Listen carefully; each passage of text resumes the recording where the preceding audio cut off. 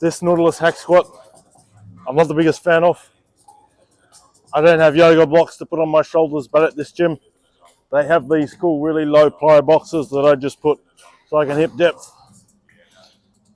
I also don't like facing the right way, but when you face the wrong way, you can't good morning on it because this thing is welded on an angle.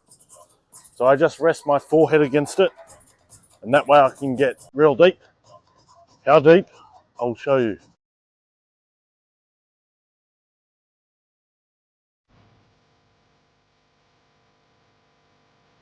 I like doing something different, but I'll just see how I go with 10s on this. And yeah, hopefully I make it.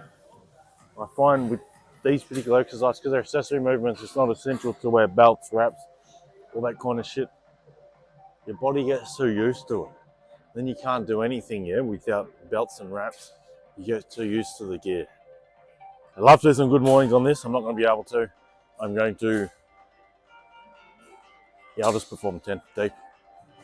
I rarely train to absolute failure because a lot of strength training here, it's about leaving one rep left in you till you recover and you get stronger. It's not about failing.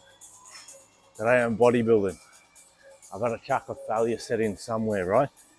I decided to do it in this, a little bit more controlled than a free weight squat, although I'm doing a very similar movement. This carriage, I just think if worse comes to worse, can hurt me less than the barbell. You could probably argue that it could hurt me more, but I'm not going to get into it. What I'm going to get into, I'm going to show you a new technique. Oh, it's not new, people have been doing it for years, but it got popularized recently. It's called MYOREPS. So I've been doing 10s. My last set, I'm going to do 20. I'm not going to bang out 20 in a row. I'm going to do 8 to 10, and then I'm going to stop. I'm only going to allow myself 10 to 15 seconds to recover, and then I'm going to bust out again till 3 to 5 reps. Yeah, if I have to just single 15 seconds, unrack single, yeah, until I hit 20, that's what I'm going to do. So yeah, with this technique, it's more of an advanced technique. I really wouldn't recommend this one to a beginner. The problem being, if you've got like a pre-existing injury, or if you just, you know, your mind-muscle connection, your neurological pathways might not be there yet. So when you're doing the 20, yeah, say on this, you're trying to target the quads, yeah, but your adductors, your lower back's just straining, your technique looks like shit. You're just at a real high risk of injury if you can't perform the exercise and perform proper execution on the movement. If you're not ready for it, you might be able to do like a superset or something, like drop a plate off. Yeah, that's probably like a prerequisite to what I'm doing here, MYOREPS. But yeah, I want to stop talking and start moving, and I'll show you 20 reps. Nice and deep, everything full range.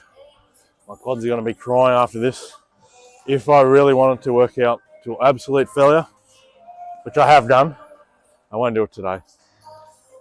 Do your 20 MYOREPS, then you do the same thing, body weight squats. Yeah, and I can body weight squat like, if you don't want to do 100, I'd probably do 100. I'd be a bit tired, but I'll still do it. Man, if you tell me to do like another 20, I'll die in like 13 after a set of this. It's brutal.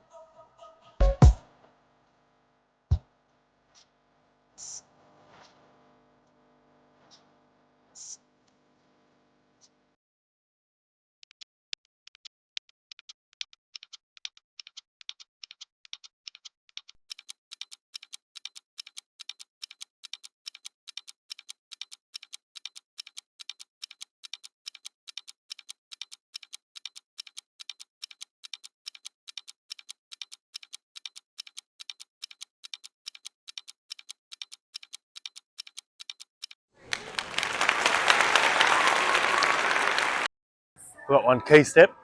That's too fucking good up on squatting. All the bodybuilding tutorials, all the more recent ones, made like after 2010. And they all say shit like, your hamstring fatigue ratio doesn't really affect like leg press, hack squatting too much. It's not really working. So train your hams first, then save the quads for after. I plan to train hams. I'm tired. I can barely fucking walk.